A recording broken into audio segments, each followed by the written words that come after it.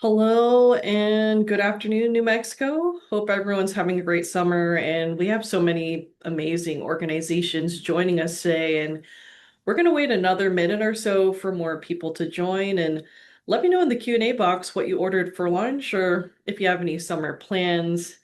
We're based in San Jose, California, and right now we do have a heat advisory, and hopefully in New Mexico, everyone's staying safe and cool, putting on sunscreen when they go outside, and also just limiting their time outside. We're, I think we're gonna get up to like 97 degrees here in Northern California. So it's definitely going to be quite a hot week. We're going to go through the heat advisory, I think probably till like Sunday, and hopefully next week it'll cool down. And let me see, what do we have in the Q&A box? Someone ordered a salad. All right. Egg salad, pizza, Cobb salad. Someone ordered seafood. Awesome. And Southwest cuisine, some enchiladas and tostadas. And someone ordered a burger, Subway. All right. And before we get started, just wanted to go over some housekeepings. At the end of the presentation, I'll be sending an email to provide the HRCI and Shroom credits. And if you do have any questions today, feel free to put in the Q&A box. I'll do my best to get back to you as soon as possible, as these questions will be saved. And I might not be able to answer them right away as they come up, but hopefully I can send you an answer, or I will be sending you an answer in the follow-up email. And if you want any further information, feel free to respond to that follow-up email. We're also going to attach the slides of this presentation. And you can also subscribe to our YouTube channel and newsletter, and I'll have those links at the end. And we are going to send a recording of this presentation you can share with colleagues. Today, we're going to talk about New Mexico nonprofits and unemployment. Before I get started, I want to do a quick introduction of myself. My name is Janessa Ponco. I'm the Senior Member Development Representative here at 501c Services. I've been in business development for over 10 years, and I've been with 501 since July 2023. And there's a picture of a group of people bowling. It includes me and some of our sales and marketing team members. Heidi is my manager in the middle, and you might work with her in the future. And then we have Evan on the right that works on our marketing and web development. And I'm really excited to be part of a team that's been helping nonprofits save time and money that can go towards furthering their mission. And as I said before, we're based in San Jose, California, so we're in the heart of the Silicon Valley, and we're dedicated to helping nonprofits reduce unemployment expenses across the nation. And thank you again for joining to learn more about cost-effective strategies and managing unemployment in your state.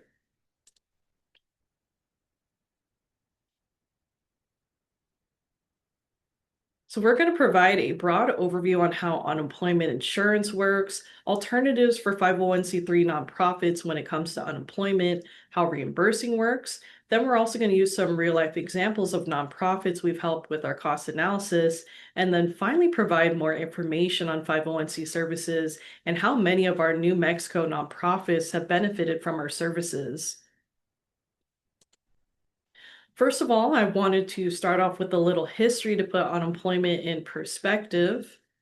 Unemployment started in the US in the 1930s following the Great Depression and New Deal, where the federal government wanted to create a safety net for workers who lost their jobs through no fault of their own. And between 1930 to 1972, 501c3 organizations didn't pay into unemployment benefits for separate employees. Although this saved them money from paying such taxes, employees that got laid off couldn't reap the benefits of that safety net that for-profit companies provided. Now, fast forward to 1972, the federal government changed the law under the Social Security Act to where nonprofits must pay into unemployment, but they were given different options in how they pay, so that tax wouldn't be seen as an unnecessary expense for them. Unemployment is overseen on the federal level. However, each state gets to manage their own programs however they choose. So throughout the US, you'll see different taxable wage bases, tax rates, and benefit amounts. But today we're just going to cover information here in New Mexico. When it comes to management, unemployment rates can be adjusted annually and are adjusted by experience. So let's say if you have a year or two of bad claims, your tax rate will increase. And most states, including New Mexico, run as a risk pool. So when you pay into the state tax system, you pay taxes to access a pool of funds to cover those claims. And we are seeing a lot of nonprofits put more money into that pool than what they're getting in return. And these total tax liabilities by employers, they're often greater than the claims paid, with the reserves used in times of recession. And to calculate your tax liability, you multiply your taxable wage base by your employer tax rate. And now we have a little quiz. And take a guess on what a single claim can cost in New Mexico. And feel free to put some guesses in the Q&A box.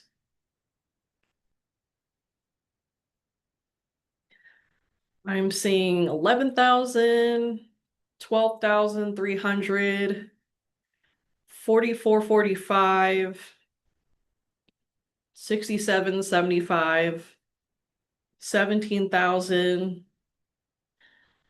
13,400, 15,135. And just as a hint, the total cost is looking at the weekly benefit maximum times the maximum number of weeks someone can claim. And currently in New Mexico, it's 26 weeks. I'm seeing 13,000, 12,900, 14,600. All right, and I see one more guess. 11,440. So the maximum amount a single person can claim in unemployment in New Mexico can cost $16,224. And just as a caveat, this is what an employer is charged for employee benefits by the state. And then those extended benefits you saw during the recession and extra COVID payments, they were actually covered by the federal government. And so the maximum weekly benefit in New Mexico currently is at $624. When we multiply that number by 26 is how we get that $16,224 for the maximum of what a single person can claim on unemployment. And then the federal government sets the wage base, the taxable wage base, at a minimum of $7,000, and there's no maximum. New Mexico's taxable wage base is currently set at $34,800 for 2026, which means for the first $34,800 an employee earns, your organization gets tax on that. And then the minimum tax rate is at 0.33%, the maximum tax rate is at 6.4%, and those are both set by the state.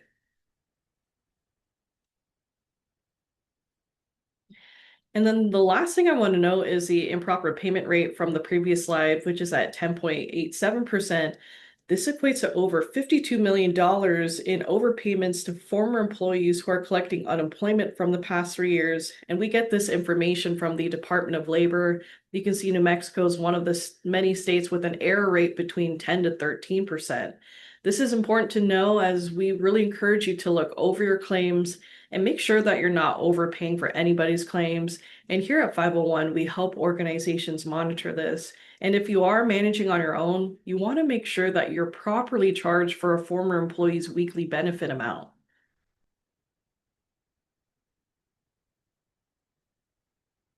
There are three different alternatives for unemployment. One is that you pay that state tax that we mentioned earlier with the tax rate that's set by the state and taxable wages.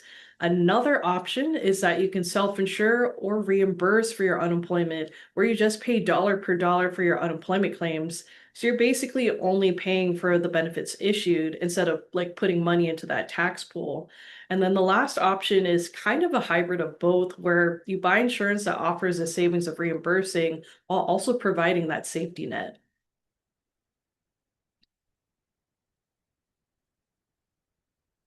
And just to let you know, reimbursing is not for everyone. The qualifications that we look at for considering reimbursing is that an organization must be a 501(c)(3) nonprofit. And we recommend a gross annual payroll of $1 million or more because typically, if your payroll's under a million, especially significantly less than that amount, what you're paying to the state tax pool is probably pretty minimal, and you might not see much significant savings by opting out. However, there are some cases where you could see potential savings, so we'd be happy to look at your numbers, even if you're just slightly less than a million. And then we also look at a positive audit from the past 3 years. So that means in order for reimbursing to benefit you, we try to evaluate if what you paid each year in taxes exceeds what you're paying in actual claims. We also want to make sure that there isn't any major disruption in funding for the next 24 months. So we do recommend to stay with the state tax system if you know if you might have anything from impending layoffs, reduction in workforce, losing funds, or closing programs where tax rates may go up with experience, and then you'll probably want to wait once those claims decrease. And what it means to reimburse is that your tax rate turns to 0%, and then the state will bill you only for the unemployment claims you receive over the quarter. It's a great way for nonprofits to save money and be a better steward of donor dollars. And the process is seamless for separate employees. No matter how your employee gets separated, they'll still go through the same process as your unemployment department, where the state determines their benefit amount based on the base period pay. The only change is how that quarterly bill is calculated. So instead of paying SUI or into the state tax system, you're now only responsible for changes your organization incurs or for any charges that your organization incurs. And we work with 1,500 nonprofits across the nation, and we have several in New Mexico. So you're probably wondering what motivates them to reimburse. In most cases, reimbursing saves money. On average, savings can be anywhere from 20 to 40% compared to paying into the state tax system. And this is really the driver for most organizations to switch. Reimbursing eliminates any concern of changes in that state tax, such as those tax hikes that you can't control. You become a better steward of donor dollars as you're just paying for the actual cost of your claims than putting money into the state pool. And because unemployment is managed by the federal government, big picture, reimbursing is allowed in all 50 states, best with employers with over $1 million in gross annual payroll and at least 15 or more full-time employees. And if you're on the borderline, we can certainly talk, as sometimes there are cases where we can consider reimbursing for your organization. And if you're smaller in reimbursing already, we can still consider you for our services and how we can help you reduce your risk. And there are a couple of different strategies for reimbursing. The first is to manage your own program, so with self-reimbursing. And this can be risky with the highs and lows of unemployment, as you really need to make sure you have budget for these claims, that your team is diligent with managing, auditing, protesting, and paying claims to reduce risk and to prevent overpaying. And another option is to outsource, like using 501(c) services. And then we have our trust called 501(c) Agencies Trust to help with the administrative work and managing the challenges that can come with the unemployment claims. And then the trust is where you can put money aside with our services. And then the third option is to purchase insurance. At 501, we do offer insurance programs. They're a little bit more expensive than the trust and offer different levels of protection.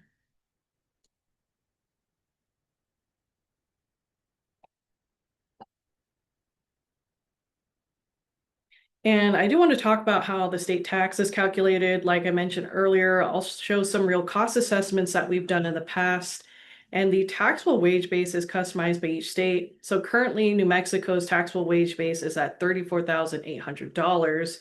All employers in the state pay the same taxable wage base. It represents that first $34,800 of an employee's earnings. There's no maximum and can increase or decrease by any amount each year. The tax rate is set annually by the state and is based on experience. And to calculate the contribution amount, you're going to multiply the taxable wage base by the tax rate. So for New Mexico, it's that $34,800 times that tax range of 0.33% to 6.4%. This amount means that if each employee makes over $34,800, a company is paying in between $114.84 to $2,227.2 per employee in unemployment. And what we do to get started on a cost analysis is that we look at this form called the contribution rate. And it typically gets sent to your organization during the fall. And this form includes your total rate and 3 years of benefit charges and taxable payroll. And our team likes to look at an average of 3 years of claims. So you would divide your benefit charges and taxable payroll by 3. And for this example, the organization paid over $22,000 in taxes and $16,000 in claims. So they were overpaying by about or more than $6,000. And we suggested reimbursing for this organization, and eventually they became part of our New Mexico members. Also, there isn't a need to understand everything on this document. We can look at your numbers for you to see where you could potentially save. And our next 2 examples will also show nonprofits we work with that had large overpayments and eventually joined our trust. So the form, if you wanted to do a cost analysis, is the notice of employer total rate for New Mexico. And this is our first example of a human services nonprofit we worked with. The taxable payroll is just shy of $1 million, tax rate at 4.7%, estimated claims around $200 per year. And in this case, we do look at a 3-year average of claims. So they were overpaying $45,000 a year. And think of what you can do with an additional $45,000 for your organization. In our next example, the taxable payroll was around $700,000, tax rate 3.38%, estimated annual claims around $5,900, estimated unemployment taxes were around $24,000, so they were overpaying $18,000.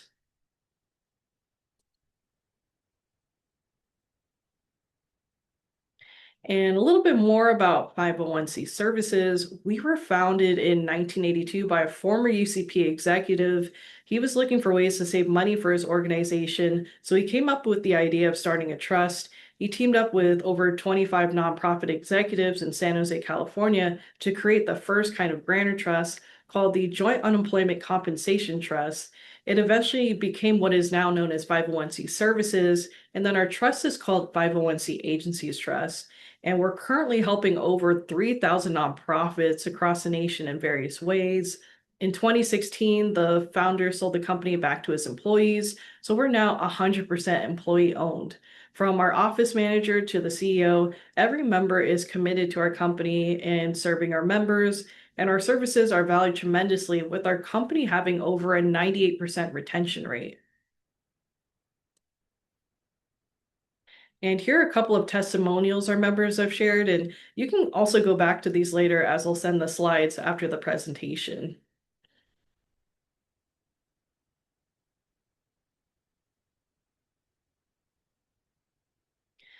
And here we have a clip from our 40th anniversary celebration a few years ago that includes testimonials from Monica Lund and Mike Hoffman from Start Early, Mary Sue and Michael Eady from CISC, Sandy Leota and Chris Marshall at Baltimore Center Stage, and Phyllis Austin and Jason Penniger from Boys and Girls Club of America.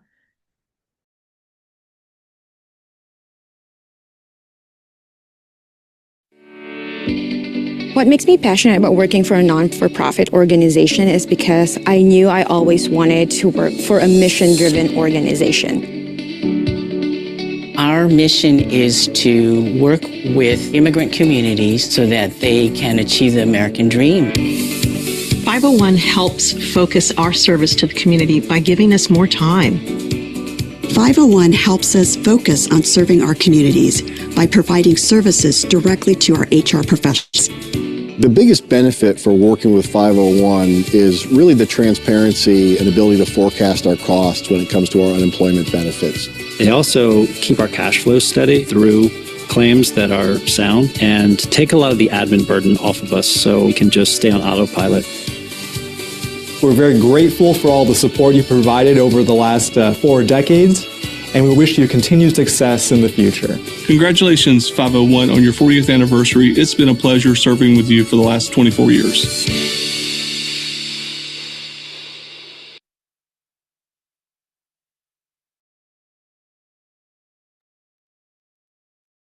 And like I said before, we work with several New Mexico nonprofits, and this is a quick snapshot of a few nonprofits here in the state and also across the nation that are members.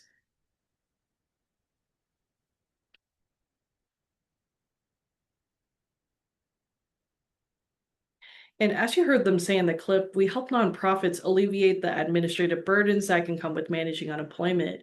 And the first way we help nonprofits is through claims management. And our team will help you manage, audit, and protest claims. So if you ever need to protest a claim, we offer unlimited access to hearing reps, and our team has an 80% average protest win rate. You'll get a dedicated claims manager once you become a member of our trust. All your claims will come through this online portal where you get notified that a claim has been filed. So you'll go into the portal to respond to these questions. And if you ever go on PTO and forget to delegate these kinds of tasks, it shouldn't be an issue for when a claim isn't responded to in several days. It gets escalated and handled. A big part of our claims management is that our team doesn't want to see our organization overpay or get hit by those New Mexico error rates. So we can audit those charges for you or prevent you from paying a claim when someone gets terminated. We want to make sure that you're managing these claims and also have enough support to do so. And our HR services include 3 components. We offer access to unlimited HR consultations, and we're a small, dedicated team that can answer any of your HR related questions. So if you ever have an ongoing issue, you can develop rapport with a person who will support you and manage any of those questions. And they also have trainings throughout the year that are HRCI and SHROOM certified. And we also have an online knowledge library with our HR services.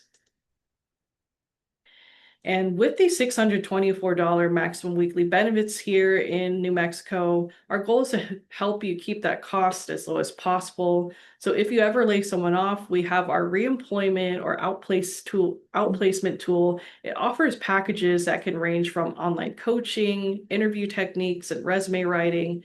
It's never fun to let someone go, but at least you can give them the safety net and resources to help them to secure a new job faster, which in return can help your organization save more money. And also our studies have shown that former employees that have used this reemployment tool, they on average found a job 4 weeks faster compared to those that didn't use the tool. So that's 4 weeks less in benefits that you would have to pay for that employee. And then we have the protection, that's the insurance part of our program. Most of our members take our stop loss protection that helps them during catastrophic claims. And other than catastrophic claims, for managing the general highs and lows of unemployment, we have the trust account. It's a reserve account owned by your organization to help you save and pay for those potential number of claims.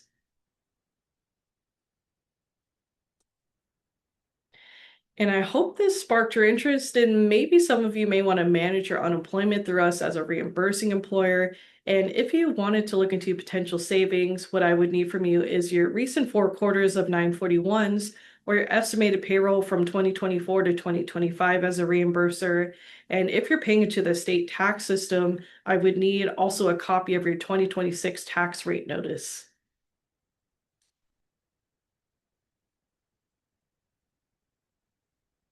And I did see a couple of questions pop up, so I will go over them and feel free to type any other questions as well in the Q&A box. And the first one is, how do you base your rates? So specifically, pricing is based on your gross annual payroll, and we do calculate it on a sliding scale from that payroll. And then we use the previous year's payroll to calculate your fee. So to provide you with the quote, we would need your recent 4 quarters of 941s. And then if you're currently paying to the state tax system, we'd also need that 2026 tax rate notice. This question, if we already use a trust for our reimbursement services, is a transfer easy? So yes, if we do frequently bring members that come from other trusts to 501(c) agencies trusts. Most of the trusts require 90 days notice to withdraw, and then we can help you notify your previous trust that you wish to leave by sending you a template for that letter. And then we also ensure that you're not double paying for your current trust and then your membership with us. And here is another question. We sometimes have part-time staff who get laid off from their main employer. Why would we need to pay for their claims when they're still employed with us? So based on the information that this person provided, if you're a base period employer, you get a portion of the charges. And what that means is unemployment looks at the former employees like period of time where they were working. Usually they look at the last 4 out of the 5 recent quarters they worked. And if they were working with you, even if just for a portion in those quarters, you would be responsible for paying a portion of those claims. And if the employee works part-time and their hours are fluctuating and they're working all available hours, then your organization should or most likely will be paying a portion if there's a shortage based on the partial calculation. And if the only way you can avoid paying like a portion is to offer more hours. And then if that employer refuses those additional hours, you can report it. Or if the employee is restricting their availability and not working all those available hours you provided. And so our team can help you audit those charges and make sure that your organization's not paying more than the main employer. And if you'd like to learn more about that, especially like more about base period claims, you can also schedule a call with us. And I currently don't see any other questions. And if you are typing a question, you're also welcome to send it in the follow-up email, and I'll be happy to answer it too in that email. And what I'll do is provide the HRCI and shrimp credits on the follow-up email, as well as the attachment of the slides. And if you have any questions, here's my contact information. If you want to look at any future events or anything happening with our organization, this is the link to our newsletter and our YouTube channel. And we'll also send a recording in the next few hours. All right, thank you so much, everyone, and hope everyone has a great week.